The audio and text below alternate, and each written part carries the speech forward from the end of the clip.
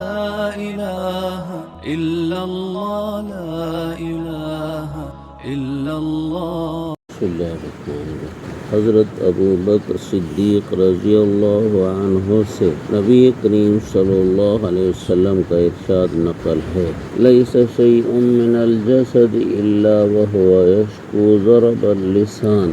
فرمایا جسم میں جو حصہ بھی ہے وہ زبان کی غلطیوں کی شکایت کرتا ہے۔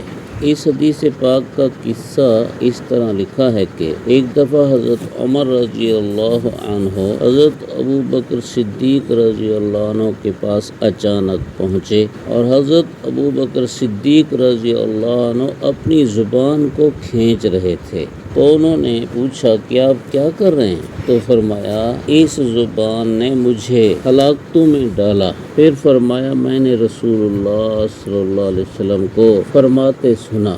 اس پر یہ حدیث پاک بیان فرمائی کہ جسم کا جو کوئی حصہ ہے وہ زبان کی غلطیوں کی شکایت کرتا ہے۔ ایک حدیث پاک میں آیا کہ ہر انسان جب صبح کرتا ہے تو روزانہ صبح کو انسان کے جسم کے اعضاء زبان کے سامنے عاجزانہ درخواست کرتے ہیں کہ ہمارے حق میں اللہ سے ڈرنا، اتق اللہ فینا، ہمارے حق میں اللہ سے ڈرنا، ان استقمت استقمنا وان اعوججت اعوججنا، اگر آج تو ٹھیک چلی ہم بھی ٹھیک چلیں گے، اور اگر تو غلط چلی ٹیڑھی چلی تو ہم بھی ٹیڑھے چلیں گے۔ گناہ زبان سے دوسرے اعضاء کی بنسبت زبان سے گناہ زیادہ ہوتے ہیں، کیونکہ یہ ایسا عضو ہے جس کو جتنا چلاتے رہیں یہ تھکتا نہیں ہے۔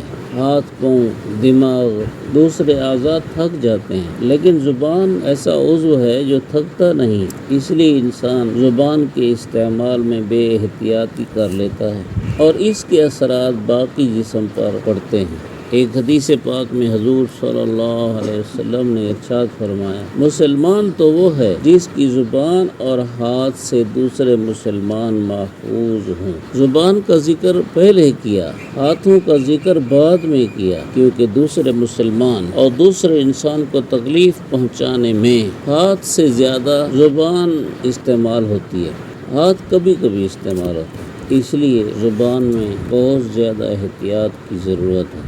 اس زبان سے آدمی دوسرے پر طعنہ مارتا ہے، الزام لگاتا ہے، غیبت کرتا ہے، جھوٹ بولتا ہے، فضول بولنا، کسی کو گالی دینا، کئی گناہ ہیں جو زبان سے تعلق رکھتے ہیں۔ اللہ والے فرماتے ہیں کہ انسان جب اس دنیا میں آیا تو اس دنیا میں آنے سے پہلے ماں کے پیٹ میں اللہ تعالیٰ نے انسان کو خوراک دی تو ماں کا خون، اور وہ خون اصل حکم کے اعتبار سے چونکہ حرام ہے، اس لیے اللہ تعالیٰ نے وہ خون منہ سے خوراک کے طور پر نہیں دیا، بلکہ ناف کے ذریعے اللہ تعالیٰ نے وہ خون غذا بنایا۔ منہ کے ذریعے کیوں نہیں دیا؟ تاکہ منہ پلید نہ ہو جائے، پاک رہے۔